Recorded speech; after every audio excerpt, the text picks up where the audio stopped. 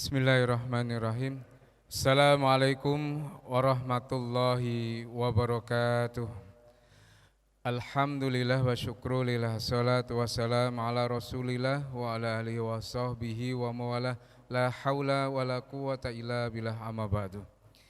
Yang kita hormati para pimpinan UINSI Samarinda yang alhamdulillah bisa berkesempatan hadir pada kesempatan ini, terutama kepada Bapak Kabiro AUAK UINSI Samarinda, Bapak Haji Suryansah MPD yang akan menyampaikan materi kajian Zuhur Berkah Ramadan 1444 Hijriah UINSI Samarinda pada hari ke-6 bulan suci Ramadan kali ini. Baiklah, jamaah Masjid Sultan Haji Muhammad Sulaiman yang berkenan menyediakan waktu dan ikut serta dalam kegiatan di masjid kita dan pemirsa dimanapun berada. Mari kita buka rangkaian acara kajian Zuhur Berkah Ramadan UINSI Samarinda pada hari ke-6 Ramadan tahun ini dengan pembacaan basmalah bersama-sama. Bismillahirrahmanirrahim. Selanjutnya kita akan ikuti kajian kurang lebih 20 menit ke depan yang akan disampaikan oleh Bapak Haji Suryansah MPD, Kabiro AUK UINSI Samarinda. Disilahkan.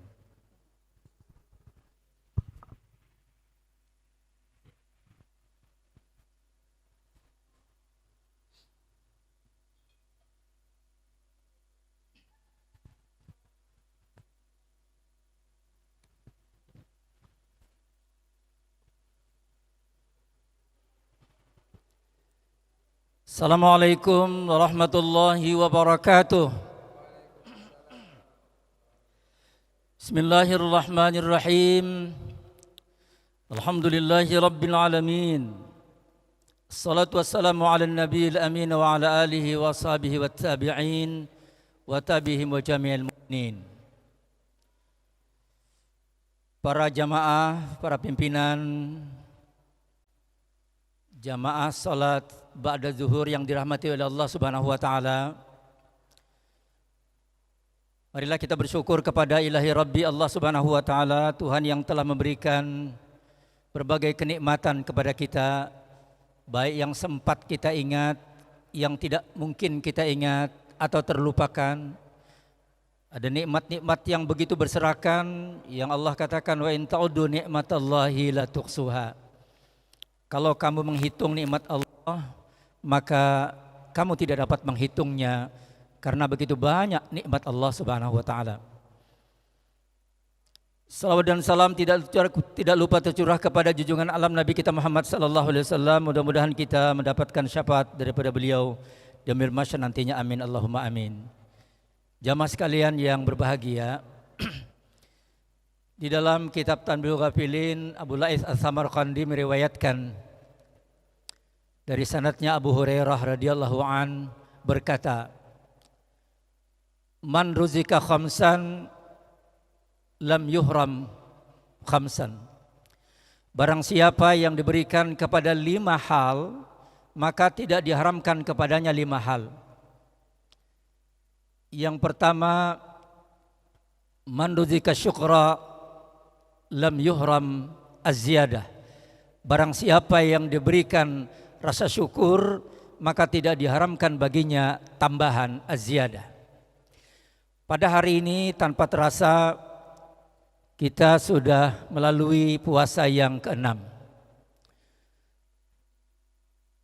Tentu ini satu kesyukuran yang luar biasa. Tidak semua orang bisa melewati siang dan malam-malam Ramadan, di mana siangnya melakukan puasa dan malamnya mendirikan dan melakukan amal-amal soleh. Allah Subhanahu wa taala, kenapa kita bersyukur kepada Allah? Karena kita tahu bahwa Allah lah yang telah menciptakan dunia beserta isinya. Wallahu alladzi khalaqalakum ma fil ardi jami'a. Dialah yang menciptakan langit dan bumi ini semuanya, termasuk apa yang ada di dalamnya. Allah tidak saja menciptakan, tapi setelah Allah menciptakan, karena sayang kepada manusia, maka Allah turunkan nabinya, para rasulnya yang cukup banyak, tidak kurang dari 124.000 nabi, 313 rasul di dalam catatan-catatan para ulama, untuk keperluan manusia sebagai khalifah di muka bumi. Tetapi ketika para nabi itu pun meninggal, karena begitulah manusia, tidak ada yang kekal di muka bumi ini, lalu Allah menurunkan kitab-kitab sucinya. Dalam catatan para ulama, kitab suci itu begitu banyak. Tetapi di dalam Al-Quran disebutkan hanya 4 kitab suci. Ada juga suhuf-suhuf. Dalam rangka apa?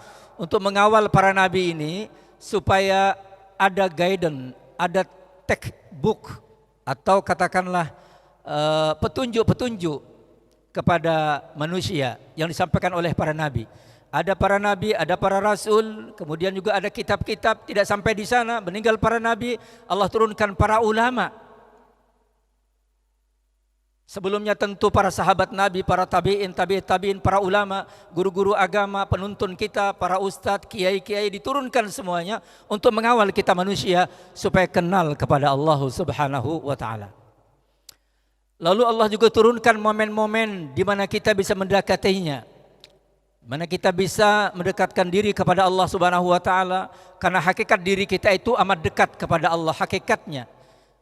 Mana Allah berfirman, wa idza sa'alaka ibadi anni fa inni qarib ujibu da'watad da'i idza da'ani falyastajibu li wal yu'minu bi la'allahum yarshudun. Apabila hamba-hambaku bertanya kepadamu tentang aku, kata Allah, hai Muhammad, katakan aku itu dekat. Allah Subhanahu wa ta'ala amat dekat kepada kita, amat dekat kepada hambanya. Karena itu maka berkat sifat-sifat Allah yang dekat kepada manusia itulah kita bisa melakukan hal-hal di dalam dunia ini. Baik kegiatan-kegiatan sosial, kegiatan kesalahan individu dan sosial, itu tidak dapat kita lakukan kalau tidak berkat sifat Allah Subhanahu wa ta'ala. Maka para ulama-ulama rohani lalu menempatkan ada yang disebut dengan sifat Allah ma'nawiyah dan sifat Allah ma'ani. Apa itu ma'nawiyah, apa itu ma'ani? Ma'nawiyah itu sifat yang melekat pada Allah, bahwa Allah itu maha berkuasa. Allah muridun, maha berkehendak. Allah qadirun, maha berkuasa. Allah alimun, Allah hayyun, Allah juga sami'un basirun mutakallimun. Sifat-sifat Allah itu yang berkuasa, amat dekat kepada kita. Dengan berkat sifat Allah itu kita bisa melakukan hal-hal. Dengan jasad kita ini kita bisa berkuasa, kita bisa berjalan, berlari, menyetir misalnya. Kita bisa mengajar sebagai dosen, kita bisa belajar sebagai mahasiswa. Pada hakikatnya ketika perspektif ini kita dekatkan lagi bahwa Allah itu amat dekat. Karena berkat sifat Allah yang amat dekat kepada kita itu, maka tidak semua orang bisa memperbaiki syuhudnya untuk menatap secara baik tentang sifat-sifat Allah Subhanahu wa ta'ala itu. Itulah yang disebut dengan sifat ma'ani. Karena itu tentu kita bersyukur kepada Allah. Kita bisa berceramah karena waktunya Allah sediakan, karena orang-orang dimudahkan hatinya untuk datang ke pengajian. Lalu hati kita digerakkan oleh Allah Subhanahu wa ta'ala. Kita buka puasa karena kerongkongan kita dibuka oleh Allah, karena makanan disediakan Allah. Semua bahan bakunya apa yang kita lakukan, apa yang kita buat, gedung yang mentereng, proyek-proyek besar, itu dilakukan karena bahan bakunya dari Allah Subhanahu wa ta'ala. Oleh karena itu maka berkat sifat Allah Subhanahu wa ta'ala yang sangat dekat kepada kita itu, wajiblah kita bersyukur kepadanya. Tidak ada jalan bagi kita sebagai hamba untuk tidak bersyukur. Dan siapa yang bersyukur, kata Allah, lam kata Abu Hurairah, lam yuhram az-ziyadah. Dalam ayat yang lain Allah berfirman, la in syakartum la azidannakum wa la in kafartum inna adzabi lasyadid. Siapa yang bersyukur akan ditambah, siapa yang kufur maka azab Allah amat pedih. Al-Quran itu pasti, setiap hurufnya pasti. Maka siapa yang bersyukur pasti ditambah. Siapa yang tidak bersyukur, azab Allah amat pedih. Ada banyak cerita, ada banyak riwayat, ada banyak pengalaman, ada banyak ayat-ayat yang Allah sampaikan kepada kita, baik berupa kauniyah maupun Qur'aniyah, yang menyampaikan, yang memperlihatkan kepada kita bahwa ketika orang-orang itu kufur nikmat, tidak bersyukur kepada Allah, maka azab Allah amat pedih. Rasulullah SAW mengajarkan kepada kita juga dengan satu doa, Allahumma ja'alni syakura. Ya Allah, jadikanlah saya orang yang bersyukur. Ini doa yang diajarkan oleh para kiai-kiai di pesantren biasanya. Allahumma ja'alni syakura. Ya Allah, jadikan saya orang yang selalu bersyukur. Wa ja'alni sabura. Jadikanlah ya Allah saya orang yang selalu bersabar. Waj'alni fi aini saghira, jadikanlah saya orang yang dalam pandangan saya sebagai orang kecil. Wa fi ayunin nasi kabira, tetapi dalam pandangan orang lain sebagai orang besar. Ini doa Nabi kita. Dan para santri biasanya mendawamkan doa ini, dan siapa yang mendawamkan doa ini akan melihat hasilnya, bahwa dia diberikan Allah kesyukuran, ditampakkan oleh Allah, diberikan Allah Subhanahu wa taala supaya bulu kulit tulang otak sumsum kita bisa bersyukur kepada Allah. Bersyukurnya kita kepada Allah itu pun berkat sifat Allah yang memperkenalkan kita kepada syukur itu. Sebab tidak semua orang yang diberi mobil misalnya, karena tidak punya ilmu bersyukur, dia tidak mampu memanfaatkan mobil itu. Karena bisa jadi dia tidak pandai menyetir, dia tidak mengerti apakah itu mobil barang berharga apa tidak. Dia lebih bermanfaat diberi pancing atau misalnya rokok, karena memang senang memancing, senang merokok. Dia lebih senang diberi rokok misalnya 10 slop daripada mobil, karena dia memandang mobil itu hanya terdiri rangka-rangka atau misalnya hanya besi semata. Karena itu syukur itu perlu ilmu, dan ilmu itu diberikan oleh Allah berkat sifat Allah yang alim, maha mengetahui. Diberikan pengetahuan itu kepada kita sehingga kita bisa mencerna, bisa memahami, bisa mereduks, bisa membaca, bisa mentadabburi bahwa sebenarnya sesuatu itu perlu kita syukuri. Kemudian kata beliau selanjutnya, man rudika sabra lam yuhram ats-tsawab.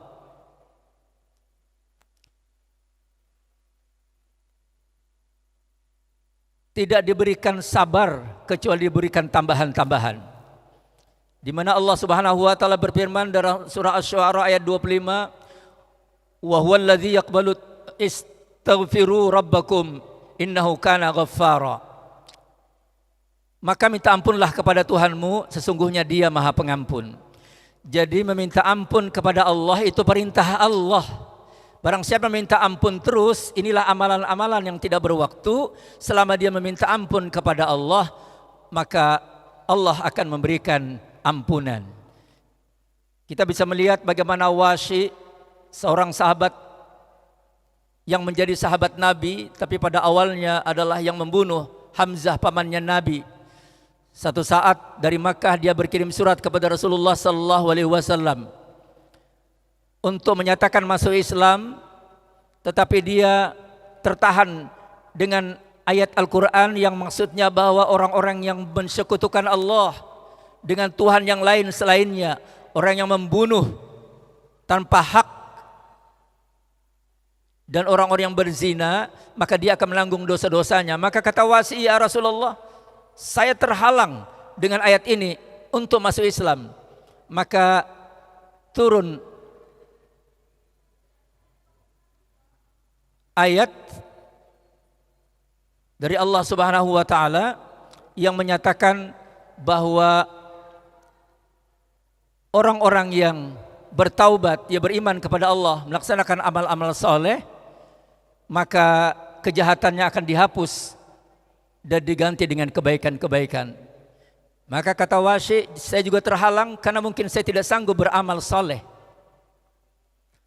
Lalu dia berkirim surat kepada Rasulullah, dan pada akhirnya Rasulullah menjawab surat itu, dan ternyata ada ayat-ayat Allah yang Masya Allah yang menyebutkan innallah yaghfiru dzunuba jami'a. Sungguhnya Allah Subhanahu wa taala mengampunkan dosa-doa semuanya. Innahu wal ghafur rahim. Sungguhnya Allah Maha Pengampun lagi Maha Penyayang. Jamaah sekalian dirahmati oleh Allah Subhanahu wa taala. Syukur dan sabar. Selanjutnya beliau mengatakan man ruzikat taubata lam yuhram al-qabul.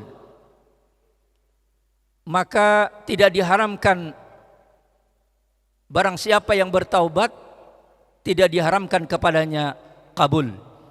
Karena itu Allah mengatakan di dalam Al-Quran, innallaha yuhibbut tawwabina wa yuhibbul mutatahhirin. Sesungguhnya Allah mencintai orang-orang yang bertaubat dan orang-orang yang bersuci lagi bersih. Jamaah sekalian, di dalam bulan puasa ini, maka ini bulan taubat, di mana Allah Subhanahu wa taala membuka pintu surga, membuka ampunannya. Wasari'u ila maghfiratin mir rabbikum wa jannah. Bersegeralah kamu kepada ampunan Tuhanmu dan surga yang luasnya seluas langit yang bumi, yang disediakan untuk orang-orang yang bertakwa. Oleh karena itu, maka ketaubatan kita kepada Allah Subhanahu wa taala dari sisi fikih kita bertaharah, tapi dari sisi tauhid maka berbersih diri kepada Allah itu adalah dengan bertaubat. Tentu yang pertama rukun taubat itu adalah menyesali dari apa yang telah kita lakukan terhadap larangan-larangan Allah, segala kemaksiatan, dan kemudian bertekad untuk tidak melakukannya. Beberapa ulama juga mengatakan bahwa syarat-syarat taubat yang lain adalah dengan mengganti segala kejahatan-kejahatan itu dengan kebaikan. Karena itu di dalam waktunya sudah cukup? Masih ada? Iya. Mengganti kalau sholat misalnya dengan qada, karena itu seluruh ulama fikih sepakat ya, bahwa ketika ada ibadah-ibadah sholat yang kita tinggalkan, maka kita dianjurkan, diwajibkan untuk mengqadanya sebagai hutang kepada Allah Subhanahu wa taala yang harus dibayar, dan sebagai bagian dari rasa pertaubatan kita kepada Allah Subhanahu wa taala. Kemudian man ruzikat du'a lam yuhram al-ijabah. Barang siapa yang diberikan doa, diharamkan kepadanya ijabah. Kata Allah tadi, ud'uni astajib lakum. Berdoalah kamu, niscaya akan aku kabulkan. Maka doa itu adalah amaliyah-amaliyah yang tidak berwaktu. Selama kita berdoa, maka selamanya itu menjadi ibadah. Kata Imam Ali karamallahu wajhah, kalau saya berdoa 10 kali berdoa, sekali dikabulkan ya. Dalam 10 kali berdoa itu kalau dikabulkan Allah sekali, dikabulkan oleh Allah Subhanahu wa taala. 10 kali berdoa, lalu dalam 10 kali itu sekali dikabulkan oleh Allah. Kalau dikabulkan oleh Allah Subhanahu wa taala, maka kalau tidak dikabulkan 10 kesenangannya begitu. Kalau dikabulkan ya kesenangannya sedikit. Kenapa? Karena dia adalah ibadah. Selama kita berdoa, maka akan ditulis sebagai ibadah oleh Allah Subhanahu wa taala. Ad-du'a mukhul ibadah. Doa itu adalah otaknya ibadah.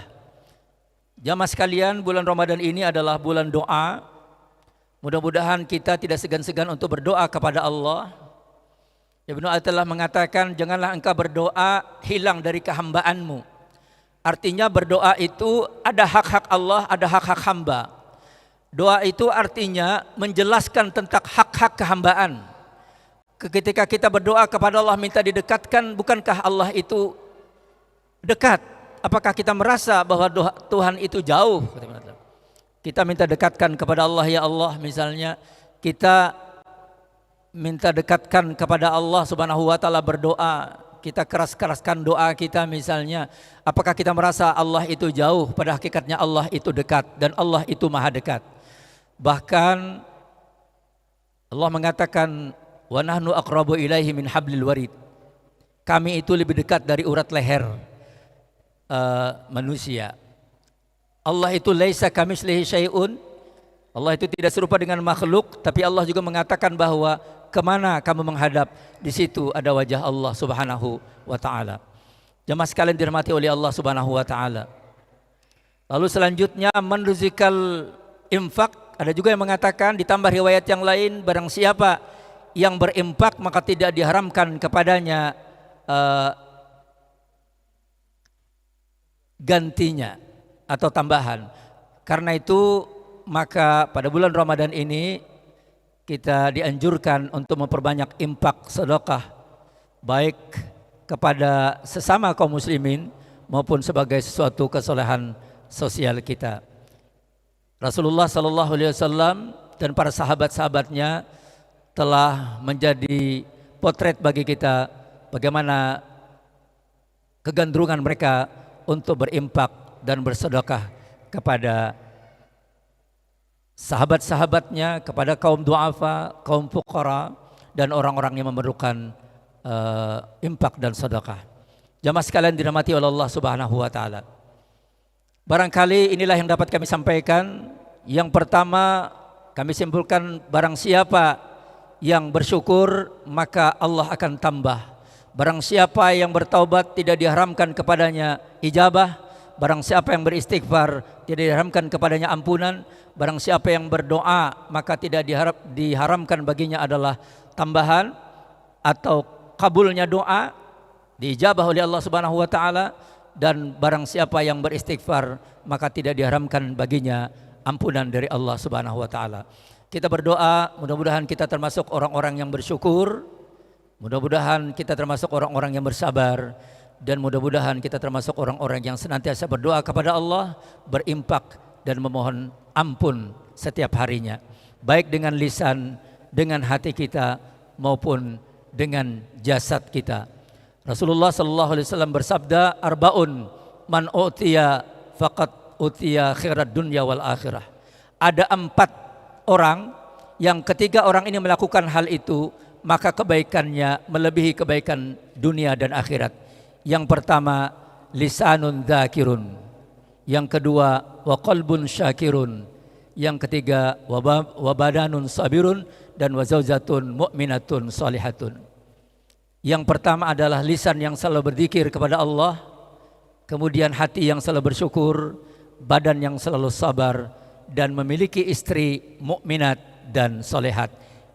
Orang yang sedemikian berarti dia telah memiliki kebaikan melebihi kebaikan dunia dan akhirat. Demikian, mohon maaf kalau kalam, wabillahi taufiq wal hidayah war ridha wal inayah. Assalamualaikum warahmatullahi wabarakatuh. Waalaikumsalam warahmatullahi wabarakatuh. Al-Fatihah. A'udzubillahi minasyaitonir rajim. Bismillahirrahmanirrahim. Alhamdulillahirabbil alamin arrahmanirrahim. Iyyaka nasta'in ihdinas mustaqim shiratal ladzina an'amta 'alaihim. Amin ya Allah. Bismillahirrahmanirrahim. Alhamdulillahi rabbil alamin, wassalatu wassalamu ala nabiyil amin wa ala alihi wa sahbihi wat tabi'in wa tabi'ihim wa jami'il mu'minin. Allahumma ij'alna syakura wa ij'alna sabura wa ij'alna fiha inna saghira wa fiha innasi kabira. Allahumma inna nas'aluka al-huda wat-tuqa wal-afafa wal-ghina wa nas'aluka min husnil khatimah wa la taqtimna bi su'il khatimah. اللهم اجعلنا من كل هم ومن كل ضيق فرجا ومخرجا. اللهم اجعلنا يا الله لسانا صدق في الآخرين. اللهم بارك لنا في ذريتنا، بارك اللهم لنا في ذريتنا قرة أعين لنا والإسلام وللناس أجمعين. ربنا تقبل منا إنك أنت السميع العليم وتب علينا يا الله إنك أنت التواب الرحيم. ربنا آتنا في الدنيا حسنة وفي الآخرة حسنة وقنا عذاب النار وادخلنا الجنة مع الأبرار. يا عزيز يا غفار يا كريم يا ستر يا حليم يا جبار يا رب العالمين. وصلى الله على سيدنا ونبينا وحبيبنا محمد وعلى آله وسلم. سبحان ربك رب العزة عما يصفون وسلام على المرسلين والحمد لله رب العالمين. تقبل الله منكم. Alhamdulillahirabbil alamin. Kita sudah mengikuti kajian zuhur pada Ramadan yang ke-6 program Berkah Ramadan 1444 Hijriah UINSI Samarinda yang pada kali ini telah disampaikan oleh Bapak Haji Suryansa SAG MPD Kabiro AUPK UINSI Samarinda yang telah menyampaikan materi banyak hikmah bahwa diantaranya bulan suci Ramadan adalah bulan suci diturunnya kitab suci yang menjadi pengawal bagi para nabi menyampaikan risalahnya. Bulan suci adalah bulan bersyukur, bulan suci adalah bulan untuk bersabar, bulan suci bulan untuk bertaubat, bulan untuk bersedekah. Dan kemudian pada akhir ceramah yang telah disampaikan, semoga kita menjadi orang yang beruntung dengan 4 kriteria: lisan yang selalu berzikir, hati yang selalu bersyukur, dada yang selalu bersabar, dan mendapatkan istri atau pendamping yang solihah atau solih.